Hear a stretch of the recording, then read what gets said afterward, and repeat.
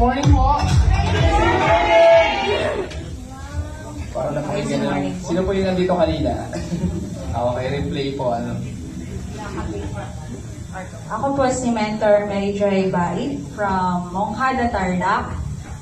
Kalabing bayan na po ng Pangasinan yan. Ako naman po si Mentor Jeffrey Bay. Yan. Ako po ay 16 years na sa DepEd. Sa high school po ako nagtuturo. Ako naman po ay more than 11 years sa elementary naman po. Halata naman, di ba? Elementary naman. So, share po namin kung paano namin nakilala ang I Am Worldwide at saka po yung about prosperity na rin po. So, yung slides po.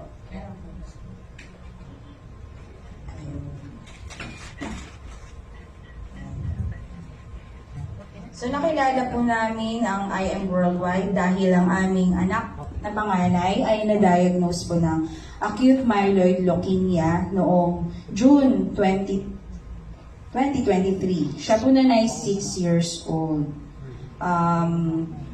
Ang acute myeloid leukemia po ay isang nag-positive po siya noon. Yan po yung kanyang lab result na acute myeloid leukemia nga po yung ano niya. Kasi sa ano po, sa bata, ALL po ang common. Acute lymphoblastic leukemia. Yung acute myeloid leukemia po ay rare sa children kasi mas common po yan sa adult males. Ano po, balik. Ayan. Ito po ay isang cancer of the blood and of the bone marrow. Napaka-deadly po nito kasi yung isang nakapagsabi sa akin na merong background sa medicine, ang sabi po niya, ang nagkakaroon po niyan ay yung may malala ng cancer na kumalat na sa dugo. Yun lang po, kumbaga stage 4. Ano po, pero sa kanya, yan agad, sa blood agad. Wala naman siyang previous na cancer, yan po kaagad. Yes, nag-research din po kami tungkol sa leukemia. So, 4 na klase ang leukemia, no? ALL, AML, tsaka yung Crowley. So, pagdating dun sa anak namin, yung ALL ay leukemia sa bata. Pero yung AML po ay napaka-rare sa isang bata na lumabo sa kanya, which is pang-adult po yun. At yun pong sa hawak po ng doktor, alam niyo po kung ilan pa lang nag-survive. Doon sa hawak niya, 62 years old na po yung doktor at maraming siyang specialties. Isa pa lang po ang nakasurvive po ngayon. So pagdating po sa amin, nung nalaman namin na leukemia yung sakit ng anak mo, panganay, sobrang nanghina po kami. At nung sinabi na AML, sobrang hinang-hina na naman kami. Eh nung sinabi niya na isa pa lang ang nag-survive, sobrang down na po kami sa mga naging pasyente niya. So, ang impression po sa amin, 99% hopeless. Isa pa lang nag-survive, so 1%. Diba? Ang chance. Iyak po kami, nag-iyak yun, wala kaming magawa. Sa ospital, umiiyak po kami na halos hindi ako makahinga. Hiniram ko pa nga yung oxygen ng anak ko. Kasi hindi na ako makahinga, anak daw makahinga pero ng oxygen mo, sabi ko. And then, nag-research po ako, ano ba yung acute, ano ba, myeloid leukemia na yan, or AML, paano ba yan? So, nakita ko po na ito pala ay magpo-produce ang iyong, pag matindi po ang infection ng katawan, magpo-produce ang bone marrow ng white blood cells or abnormal cells, yung tinatawag nilang myeloid cells, na normally dapat magta-transform yon into red blood cells or platelets. Kapag hindi po yun nag-transform into red blood and platelets, ma-overcrowd niya yung blood, yung ma-overcrowd ng abnormal cells yung blood, yung red blood cell ay hindi makakapag-circulate ng normal sa buong katawan. Kapag nangyari po yun, hindi po masusuplayan ng enough amount of oxygen ang mga body organs like brain. Kapag lack of oxygen po ang brain, pwedeng ma-brain dead. Pag brain dead po, wala na po yun. Ganun po, kaya siya deadly. Ganun po. And then, so, wala kaming ibang magawa kundi mag-pray at sumunod sa protocol ng doktor, yung treatment na alam niya. At Yes. syempre, yun ang sinasuggest, mag-chemotherapy. Yung chemotherapy niya po ay 7 days straight. So, 6 years old na bata, 7 days na straight. Ay yung compare sa mga ibang leukemia po ay hindi po ganon. Mayroon po silang rest, pero sa kanya 7 days. Imagine that. So ito po yung side effects ng first chemotherapy niya. Akala namin, kasi 7 days, 7th day niya, uwi na kami. Sabi ng anak namin, anak, uwi na tayo bukas. Pero alam niyo po, pagdating po ng 8th day, Pagdating po ng 8th day, nilagnat po siya. So, ang sabi ng doktor, iro-rule out daw kung bakit siya nilalagnat. At hindi siya pwedeng umuwi hanggat hindi bumababa yung lagnat niya or gumagaling yung lagnat niya. Habang nasa ospital po kami, nag-repeat CBC po siya, lalo pong bumaba yung hemoglobin, platelets, at saka red blood cells po niya. Nag-cause po yung pagbaba ng platelets ng bleeding sa ears at saka gums. Napakadelikado po nun. Kapag hindi po nasalinan ng dugo kaagad na platelets, pwedeng ang sumunod po ay internal bleeding. Lalo na po pag sa brain ang internal bleeding, wala na talaga. So, takot na takot po kami noon kasi nung mga time po na yun, hirap po kaming maghanap ng dugo. Hirap kaming wala na sa blood bank. Tapos wala pa kaming mahanap na donor. Wala pa kaming pera. Yung time na yun. Sabi ko, Lord, ayoko ng ganito.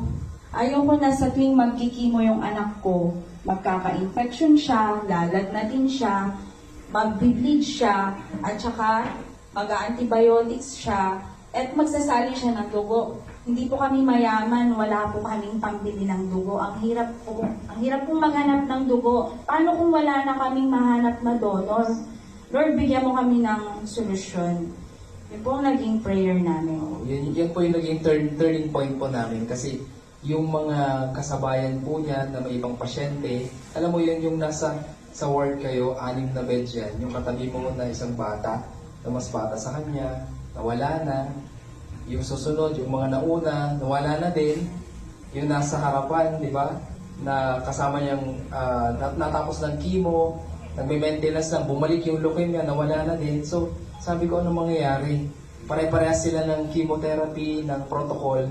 Siyempre, kung sino yung mga nauna, ganun din yung magiging resulta. Di ba kahit gaano pa, kasi yung chemotherapy, dadaanan niya yung, papatayin niya yung bad cells, pero madadama yung good cells. Kaya bababa ang immune system. Alam niyo po yung platelets, ang normal, 150 to 450. Ang kanyang platelets, alam niyo kung ilan po? 11 lang. So, kailangan niyang salinan ng platelets at nasalinan po 4, naging 15. So, 150 to 450 pa. Kaya, yan po yung naging turning point namin. Iyak na iyak po kami sa Panginoon, nag-pray. So, sabi, nag-usap kami na, di ba, napakatindi ng chemotherapy niya. Dapat mas matindi pa yung natural na papasok sa kanyang katawan. So, yan po yung pinag-pray namin.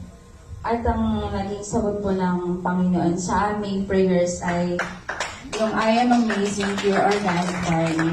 Kinumusta kasi kami ng tita ko at sinabi ko nga yung naging kalagayan ng anak ko. Sabi niya, Joy, i-try mo yung barley sa anak mo kasi marami akong nakikitang testimony na naka-recover ang barley nung sila ay nag-take ng barley. Tapos kinuwento ko yun sa mama ko at yung mama ko naman ang nag-suggest na, anak, hanapin mo yung kay Maritoni Fernandez kasi si Maritoni Fernandez ay survivor ng cancer for more than 20 years.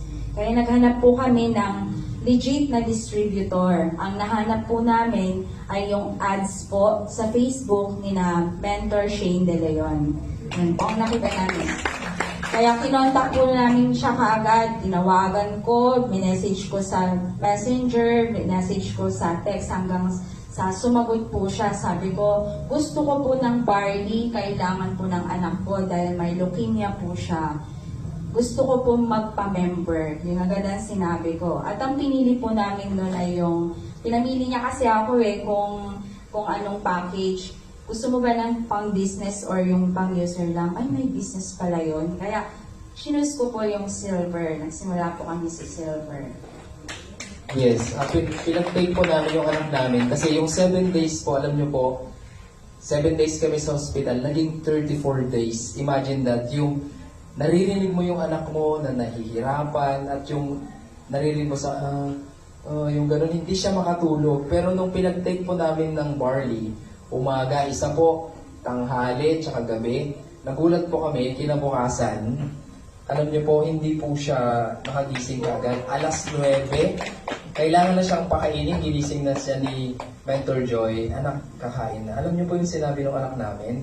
Alam niyo po yung, hindi ko po makalimutan, ang binigkas niya po, Mami, ang sarap ng tulog ko. Ano nasabi niya? Kasi po, dun sa room, may mga kasama siyang mga patient na 2 years old, 3 years old, ganun po yung may mga leukemia doon. Nag-iiyakan po sila, walang oras. Yung, minsan gabing-gabi na din sila nag-iiyakan. Hirap talaga siyang matulog. Pero that day po, na hinalo, first na take na po niya ng barley, hinalo ko muna sa gatas niya. Kinabukasan, ang sarap daw ng tulog niya. And then, magmula po nun, gumaling po yung lagnat niya. Kasi nagkaroon po siya ng pneumonia, cellulitis. Hindi po mababa po sa 38 yung kanyang temperature na magdamag na kaming punas ng punas. Kasi parang pati paracetamol hindi na po tumatalab. Yes. Yun, nagpapasalamat kami sa Panginoon tsaka sa ating product na Amazing Barley dahil bumaba yung lagnat niya. Pero niyo po yung 34 days na nagpupunas kami gabi at araw hindi kami makatulog pero that time nakatulog po siya at nakapagpahingi siya ng maayos.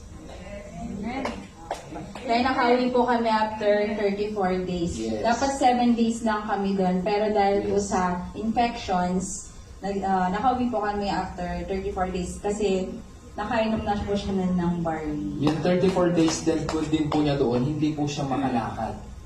Binubuhat namin na mag-CR, tumumi, pero salamat sa Panginoon dahil yun nga, bumaba po yung lagnat niya, nakauwi na po kami doon.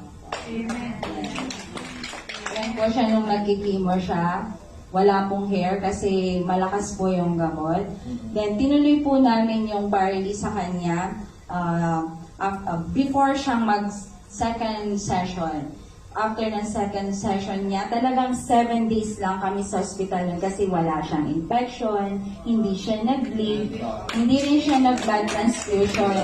Ang maganda po nito, from August to November 2023, hindi po siya nag-blood transfusion. Unlike dun sa mga patients na milder ang leukemia case po nila, sa tuwing magpapacheck up sila weekly, monthly, nagsasalin po sila ng dugo. Siya po hindi. Yes, lumakas po yung kanyang immune system. Alam niyo po yung platelets niya po na 11. Nung tinulit, ang ginawa na po namin kasi nga napansin po namin, after ng chemo niya, bumabagsak yung immune system niya. So after 3 weeks nilalagnat. So ang ginawa po namin, sabi ni Mentor Shane, 4 na sachet. So 4 sa umaga, before meal, 4 sa tanghali, 4 sa gabi. Kapag may lagnat siya, 4 sachet every 4 hours ang ginagawa namin. Bakit kailangan namin gawin yon? Kasi yung cancer cell aggressive. So dapat mas aggressive kami. Tapos na-realize namin yung buhay ng anak namin na hindi parang sakyan, na pag naplatan, may spare part. Pero yung buhay ng anak namin, pag naplatan, wala na. So kaya ganun po kami ka-aggressive na painumin siya ng barley, ng Amazing Barley. Tapos nito pong January 9, pinag-bone marrow exit na po siya. Natapos niya po yung 1-year chemotherapy niya noong December last year lang po. Kasi ang sabi sa amin ng doktor, 1-year chemotherapy lang. At nitong January lang po, nag-BMA exit na po siya. Normal po yung bone marrow niya. Yes. Wala pong nakitang acute myeloid leukemia cells na po. Ang blessing po doon, dahil po sa pagtitake ng barley, hindi po siya na-delay sa kanyang chemotherapy sessions. Tuloy-tuloy po yung monthly na nakakapag-chemo siya. Kumbaga po, first week kasi magkikimo siya, second week, bababa talaga yung CBC results niya. Third week, asahan namin, lalagnatin, ganun. Pero pag nag-barley, pagdating ng fourth week, magaling na siya, recovered na, pwede na ulit siyang mag-chemo. Pag may lagnat po kasi hindi pwedeng mag-chemo. Pag mababang hemoglobin,